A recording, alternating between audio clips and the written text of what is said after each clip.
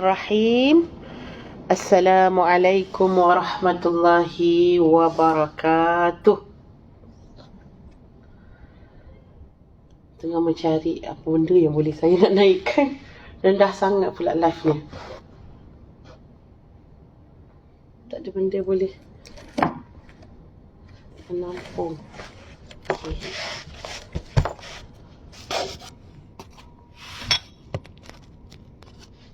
Baik, insyaAllah.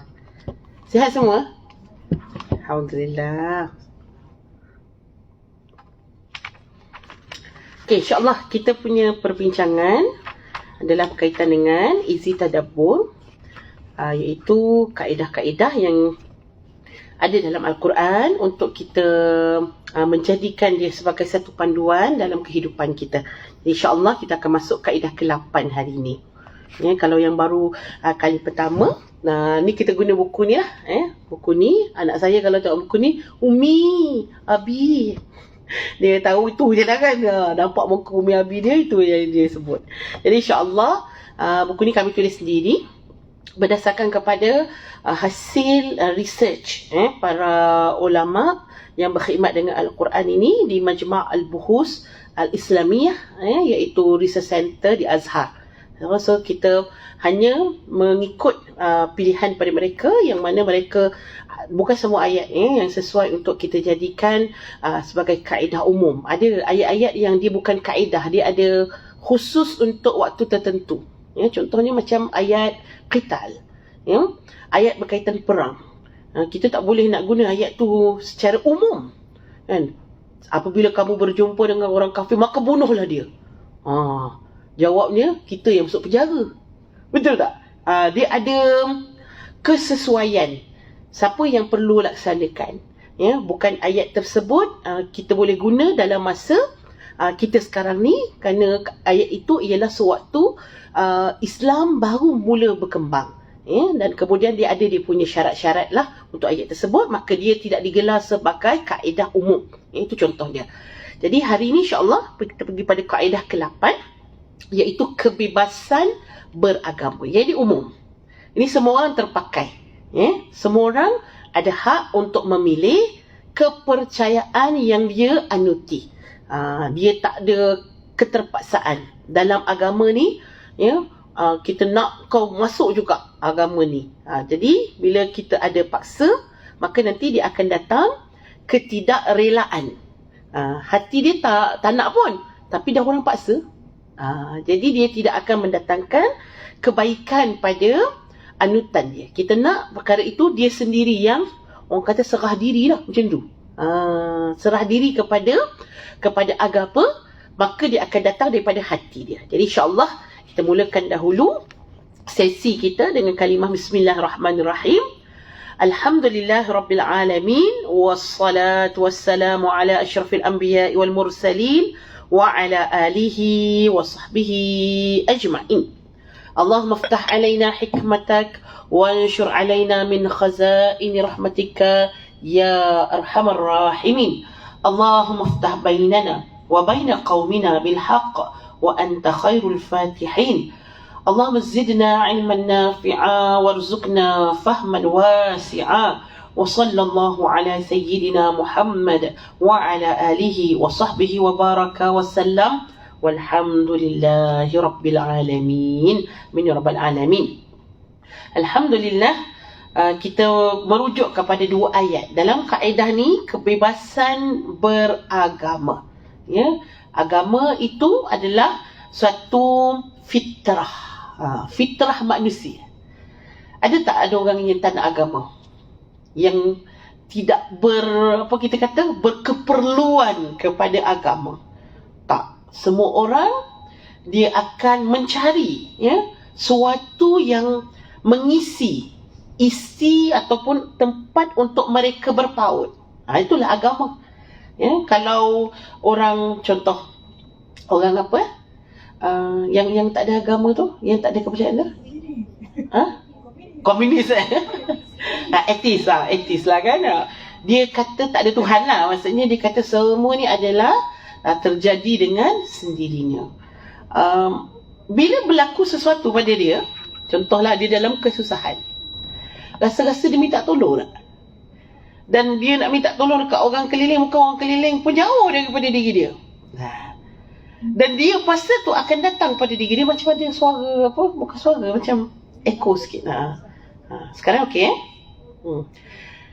Dia akan memanggil dalam hati dia kepada suatu kuasa yang boleh selamatkan dia. Jadi suatu perkara yang tak boleh pisah dari manusia adalah beragama. Kita tak cerita lagi apa agama yang dianuti, agama yang dibuat oleh manusia ke, agama yang diturunkan oleh Allah ke. Tapi kita sebut tentang agama itu sendiri ialah fitrahnya manusia. Sahabat-sahabat, pada hari ini mereka sedari bahawa bila orang beragama, orang akan jadi baik. Ikutlah agama apa sekalipun.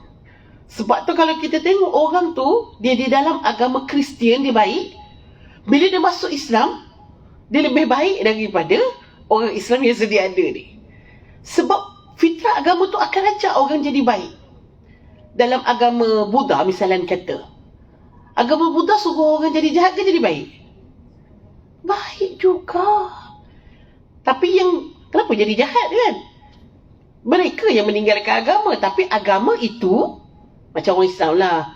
Kenapa ada orang Islam yang buat jenayah kan? Kenapa orang Islam ada yang membunuh? Islam salah ke orang tu? Orang tu lah yang salah. Macam tu lah juga. Jadi agama mereka, Hindu ke, Buddha ke, semuanya matlamatnya nak membaikkan penganutnya. Supaya penganut tadi boleh jadi orang yang taat. Cuma salah mereka ialah mereka menjadikan sesuatu yang ada di sekeliling kita sebagai syirik. Itu yang disebut sebagai syirik, iaitu menyekutukan Allah dengan sesuatu. Dia buat patung. Jadi dia kata patung tu adalah perantara untuk mereka sampai pada Allah. Itu tak boleh lah. So, salah dia bukan pada agama, tapi cara mereka, mereka cuba untuk tune agama tersebut. Baik, ala kulihal ibu-ibu, bila kita tengok pada hari ini, cabaran orang musuh Islam, mereka kata tak boleh orang beragama pun jadi baik juga. Jadi kita pun, mereka mula melaksanakan satu perkara yang kita sebut sebagai ideologi yang macam Mak sebut tadi kan, komunisme, sosialisme, liberalisme, apa lagi, nasionalisme, berjuang demi negara. Yang ni semua adalah, dia bukan lagi agama, tapi dia adalah fahaman. Fahaman pada dia, semua benda mesti, kalau liberal tu semua benda mesti bebas. Kita pun kalau terlalu bebas sangat, kita pun tak selesa, betul tak? Kalau ikutkan liberalisme, ada orang dekat jalan tak pakai baju, tak boleh tangkap. Tak salah. Tapi masalahnya dia menyebabkan orang lain tak selesa, betul tak ibu-ibu kan? Nak tengok tak nak tengok, nak tengok tak nak tengok kan? Hati macam nak tengok, mata geli nak tengok kan? Tapi tak sesuai ibu-ibu. Jadi kalau terlalu bebas pun masalah juga.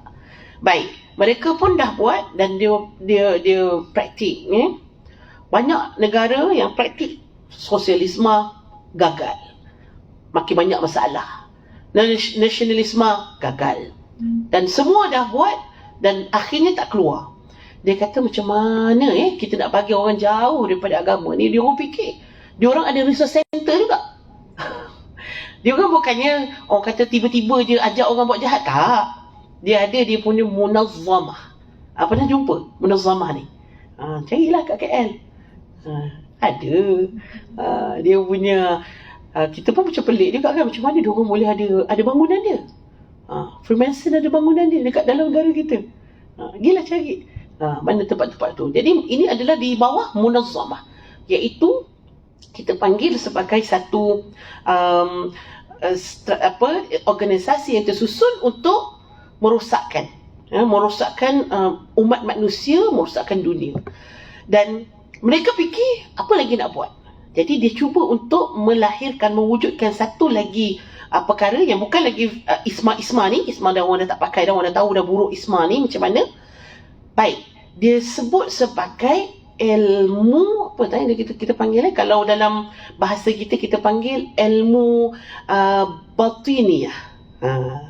Ilmu batiniyah. Dalam satu kerangka, nama batiniyah ni termasuklah macam-macam yang ada dekat dalam dia. Walaupun di sana mereka ada spiritual juga. Antara dalam ilmu batiniyah ni dia ada spiritual. Ibu-ibu kalau tengok YouTube, YouTube, TikTok, ibu-ibu akan selalu jumpa dengan orang-orang yang batiniyah ni.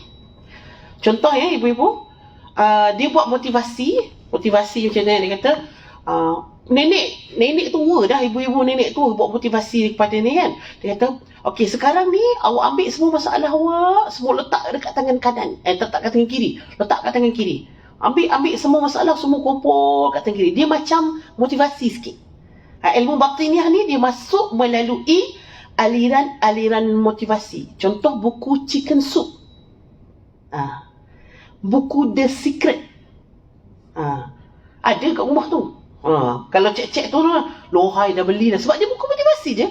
Apa seven habit apa yang Stephen siapa tu? Itu semua adalah dia punya batiniyah dia tu. Aliran dia akan pergi, dia punya alat dia melalui ilmu motivasi. Jadi ada yang nenek ni tadi dia buat live TikTok kan, dia kata letak semua semua masalah kat tangan kiri ni, lepas tu kita ambil, lepas tu kita buang. Kan? Lega tak rasa? Lega. Ada yang macam ni. Ni ketuk ni. Nak bagi apa? Center balik kan. Bagi ni. Ada yang ketuk sini. Ada ketuk sini. Macam-macam. Tapi mereka nama spiritual, tapi dia tak sama macam spiritual yang dalam Islam ni. Dia kadang-kadang dia suruh kita buat benda yang sama. Kadang-kadang sebut Allah juga, sebut Rasulullah juga, tapi pemahaman dia Rasulullah dan Allah tu tak sama dengan kita. Golongan macam ni, luar dia nampak macam Islam, dia lagi bahaya ni. Luar dia bahaya. Sebab luar dia macam kita, dia solat, tapi dia punya solat, dia isi, dia ngadap apa, untuk apa, dia tak sama dengan pemahaman kita. Kita solat kepada Allah. Kita sayang Nabi kerana Nabi itu Rasulullah. Mereka punya tune dalam ilmu motivasi ni, dia lain. Dia punya makna dia, kalimah la ilaha illallah dia tak sama dengan kita. Dia ambil Quran, tapi dia faham Quran tu tak sama dengan kita faham Quran, ibu-ibu. Dan ini sangat banyak dalam masyarakat kita. Jadi sebagai kesimpulannya, yang dimaksudkan dengan spiritual tadi itu adalah suatu, dia orang tak boleh nafikan yang kita ada satu unsur yang dalaman jiwa kita, dan mereka cuba untuk menjauhkan kita dengan agama. Walaupun agama tu yang diredai di sisi Allah adalah agama Islam, tapi dia orang tak setuju juga kalau kita menganut apa-apa agama, dan akhirnya jauhkan kita dengan fahaman. Tak boleh juga nak bezakan, nak pisahkan manusia ni dengan kepercayaan. Dia buat pula batiniyah melalui ilmu motivasi, dan akhirnya orang jadi sesat. Pagi-pagi kena cakap apa? Saya orang hebat. Pernah dengar? Ada kan? Lagi apa lagi? Saya sihat, saya hebat, saya kuat, aku kaya. Contohlah, macam-macam lah dia orang kena sebut. Dia panggil affirmation. Macam pernah dengar je Ustazah, itu semua sama lah tu. Atau pernah dengar NLP ke, The Law of Attraction, semua sama. Itu semua batiniyah. Boleh tengok dekat YouTube macam mana orang-orang yang memang mengupas ni, ibu-ibu, bagaimana mereka tu punya halus sangat. Dia rosakkan akidah kita dengan halus. Lah Ustazah, kita orang Melayu banyak je tengok. Macam ikut je nanti. Tapi perasan tak perasan, kita kalau tak kuat dengan Al-Quran dan As-Sunnah, akhirnya kita faham Quran Sunnah melalui ilmu spiritual ataupun ilmu batiniyah yang diajar oleh munazzamah ataupun organisasi yang nak hancurkan kita. Jadi orang tu solat, mungkin nanti kita tengok dia solat juga. Kita tengok dia solat kat dunia, tapi kat akhirat kita tengok, oh dia ni salah rupanya. Kenapa dulu dia solat, tapi solat dia tak sama macam solat kita. Dia punya zikir dia faham zikir tu lain. Kalau nak faham Al-Quran, nak faham sunnah, kena pakai ikut jalan Nabi lah. Siapa yang bawa selepas pada kewafatan Nabi, ikut jalan para ulama. Itu jalan dia. Dia tak ada jalan nak faham Al-Quran melalui motivasi. Sorry, itu bukan jalan dia. Kamu akan jadi lagi jauh daripada Al-Quran.